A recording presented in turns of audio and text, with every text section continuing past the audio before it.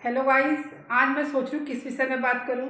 तो मैंने आपको कल बताया था कि FCRA बिल जो हमारा इसके विषय में चर्चा चल रही है सदन में आजकल, विधानसभा सत्र जो चल रहा है।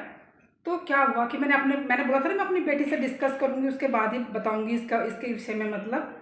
तो क्या हुआ, आज मैंने सुबह अपनी बेटी को फ़ोन किया। तो मैंने देखो, मेरी अपनी अलग सोच है और बेटी की अलग सोच है, लेकिन जो मेरी बेटी ने कहा वो भी सही है और मुझे लगता है जो मैं सोच रही थी वो भी ठीक है। सबका अपना अपना पॉइंट ऑफ व्यू, क्या बोलते हैं, अपनी बात होती है ना, तो वो रखी जाती हैं।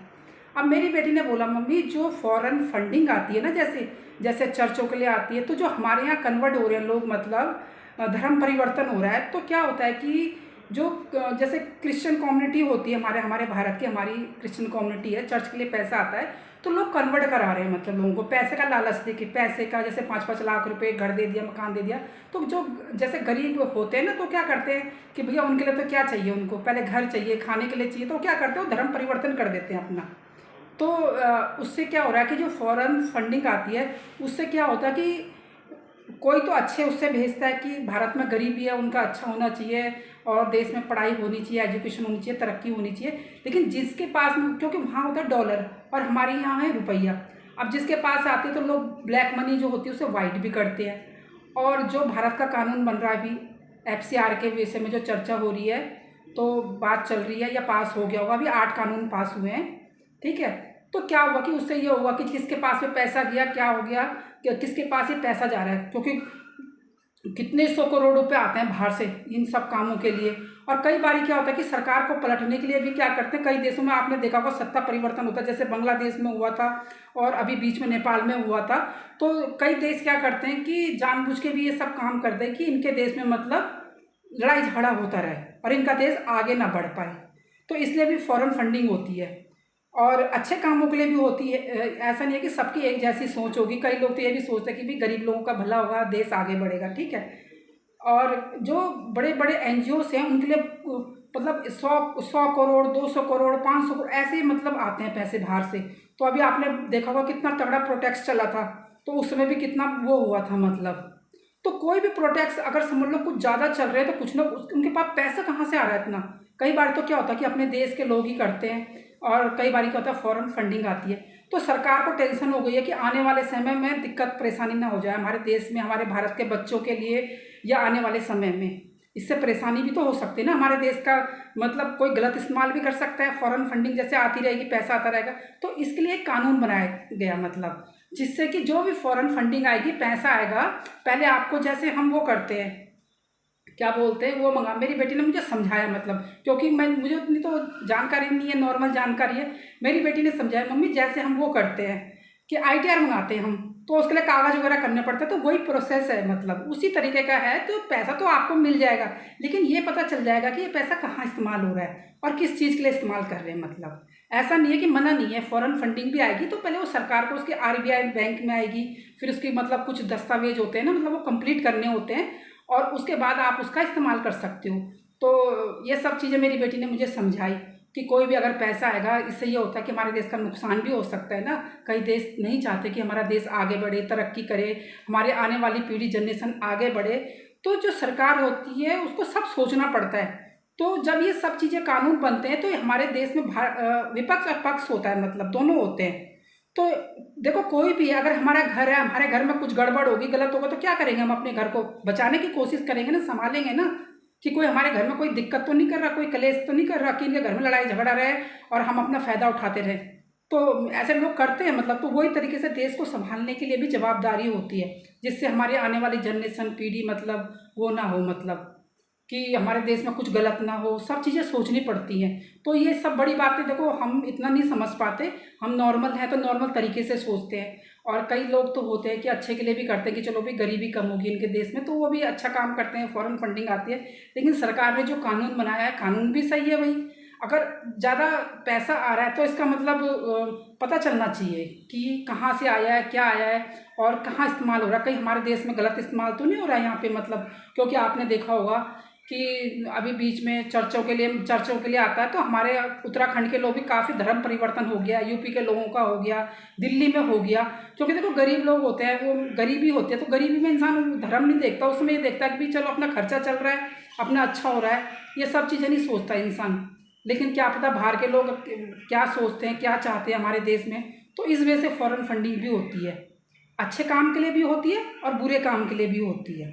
अब ये देखो हमारे देश का पक्ष और विपक्ष है, जो भी डिसीजन लेगा, जो भी आपस में बात अगर अच्छा चाहते होंगे तो भाई इन सब बात में सब एग्री होंगे, तैयार होंगे, मानेंगे इस बात को।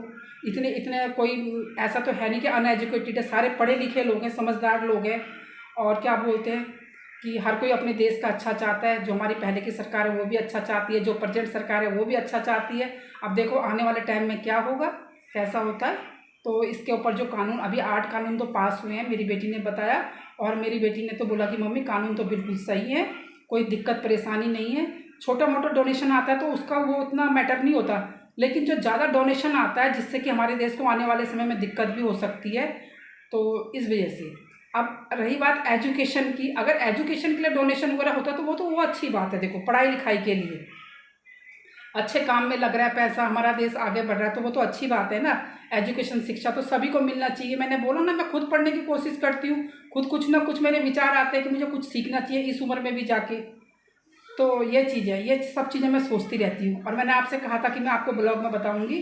तो FCRA का मतलब है कि जो भी फॉरेन फंडिंग आएगी वो RBI में ही आती है। उसका मतलब जो ज़्यादा ज़्यादा आते हैं, मतलब कोई 100 करोड़ 200 करोड़ ऐसे भेजते हैं, तो उसका पता करेगी सरकार कि भाई ये पैसा किस चीज़ के लिए आया है, मतलब ये पैसा किस चीज़ के लिए आया है, क्यों, और इसका इस्तेमाल किस चीज़ के लिए होगा। तो इसकी बात सरकार को मालूम होनी ज़रूरी है, क्योंकि भाई देश की बात है और हमारा भारत तो इतना बड़ा देश है। तो कोई भी कदम उठाना पड़ता है सोच समझ के, अपने लोगों के लिए, अपने भले के लिए ना। सब चीज़ें सोचनी पड़ती हैं, चाहे कोई माने चाहे ना माने।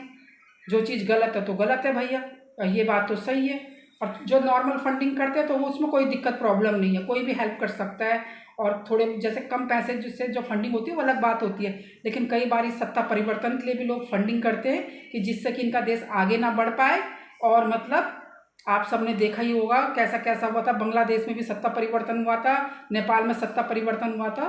तो भाई हमारे देश में मतलब मैं तो ये चाहती हूँ कि हमारा देश तरक्की करे, बहुत आगे बढ़े, एजुकेशन में आगे बढ़े। लेकिन हम तो अपने सनातन को लेके भी चलेंगे, और यही चाहूँगी मैं तो राम भगवान जी से कि हमारा देश आगे बढ़े, तरक्की करे। और जय श्री राम। मैं तो राम जी के विचार मैं राम जी को भी बहुत मानती हूँ देखो। और उनके विचार सीख मिलती है हमें कि अच्छा काम करो। अभी आपने अब यह भी बताती हूँ, राम मंदिर का विषय भी है, तो वो कर रहे हैं, मतलब जानबूझ के बेइज्जती करने में लगे हुए हैं, जबकि उसमें SIT गठित भी हो गई है। आप सबको मालूम है, जिन्होंने गलत किया था तो उनको भी सज़ा हो गई है। फिर भी जो मुद्दा उठा रखा है जानबूझ के इमेज खराब करने के लिए, बेइज्जती करने के लिए, तो कोई बात नहीं, बोलते हैं मारने वाले का हाथ पकड़ सकते हैं, बकने वाले का मुंह तो पकड़ नहीं सकते। किस किस का मुंह पकड़ेंगे, लेकिन जो जैसा करेगा वैसा भरेगा भैया। सब पीछे पड़े हुए हैं। अभी आपने बीच में भी देखा होगा, तो यही चाहते होंगे सब ये लोग सत्ता परिवर्तन के लिए करते हैं ये सब चीज़ें, फंडिंग वगैरह सत्ता परिवर्तन ही करना चाहते होंगे, इसीलिए उल्टा सीधा कर रहे हैं। क्योंकि कुछ ना कुछ इंसान को संकेत लगने लग जाते हैं ना। अच्छे लोगों को कोई रहना थोड़ी ना देता है। अच्छे लोगों को अगर कोई इंसान अच्छा चाहता है, वो तो वहाँ की जनता को सोचना है कि उनको अपना यूपी में चाहे किसी भी कम्युनिटी का है, क्योंकि सबसे पहले वो भी एक देश है, और उनको अपने देश उसके जवाबदारी वहाँ की जनता की भी बनती है देखो। तो ऐसे ही वहाँ का भी मैटर उछाला जा रहा है आजकल, और मुझे लग रहा है जानबूझ के उछाला जा रहा है, जो कि वहाँ भी सत्ता परिवर्तन हो। ये सब चीज़ें चल रही हैं आजकल, देखने को मिल रहा है। मैं डेली इंस्टाग्राम पे भी देखती हूँ। लेकिन मेरी राम भगवान जी आराध्य, मैं तो बोलती हूँ भगवान जी आपके होते हुए कुछ भी काम गलत नहीं होना चाहिए, अच्छा होना चाहिए। और क्या बोलते हैं, माता रानी का आशीर्वाद भी बना रहे। और राम भगवान जी का जो हमारे आराध्य थे, आपने देखा होगा उनकी भी कितनी इंसल्ट की गई।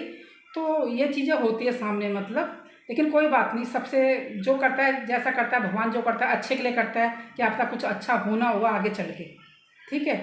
और ये जो मैंने आपको अभी बताया जिस विषय में कि धर्म परिवर्तन के लिए सब चीज़ें फंडिंग वगैरह आती है, तो इससे हमारे देश का कुछ गलत भी हो सकता है ना। तो सब चीज़ें सोचनी पड़ती है, तो इसीलिए कानून बनाए जाते हैं कि आने वाले समय में हमारे देश में किसी को प्रॉब्लम ना हो, दिक्कत ना हो। आने वाली जनरेशन पीढ़ी, आप देख रहे होंगे कैसे हल्ला कर रहे हैं, कैसे उल्टा सीधा बक रहे हैं, कैसे तमाशे कर रहे हैं। तो उससे क्या होता है, जो तमाशा करेगा वो देश को क्या संभालेगा बताओ। जो हल्ला गुल्ला, लड़ाई झगड़ा, गाली गलौज, ऐसे ऐसे लोग चला सकते हैं देश को।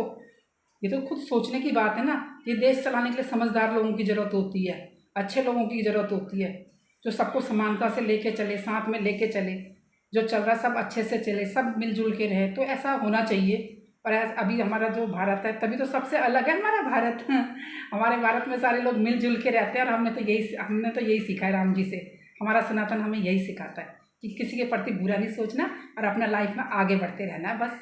जो जैसा करेगा अपने लिए करेगा भैया, क्या कर सकते हैं। देखती हूँ मैं, कई लोग होते हैं, ये क्या बोलते हैं, ध्रुव राठी करके भी है, ये भी उल्टा सीधा बकता रहता है। देखो बाहर बैठ के आपको क्या पता घर के अंदर करके, मेरे घर का किसी को क्या पता मेरे घर में क्या चल रहा क्या नहीं चल रहा। दूर से देख के तो सब दूर का ढोल तो सुहाने लगते ना। तुम किसी को अच्छा समझो, किसी को बुरा समझो, लेकिन जब देश की बात आती है तो सबको एक होना पड़ता है ना। उसमें तो सबसे पहले जब देश रहेगा तभी तो हम रहेंगे, तभी तो हम अपने देश को आगे बढ़ाएंगे। और जब हम आपस में लड़ते झगड़ते रहेंगे तो हम कैसे तरक्की करेंगे बताओ, नहीं कर पाएंगे ना। तो जब साथ में मिलजुल के रहते हैं तभी तो हम आगे बढ़ते हैं। और आप मुझे कमेंट करके बताना मैं सही बोल रही हूँ कि गलत बोल रही हूँ। और कल मिलती हूँ मैं आपको नए ब्लॉग में। Okay bye Tata.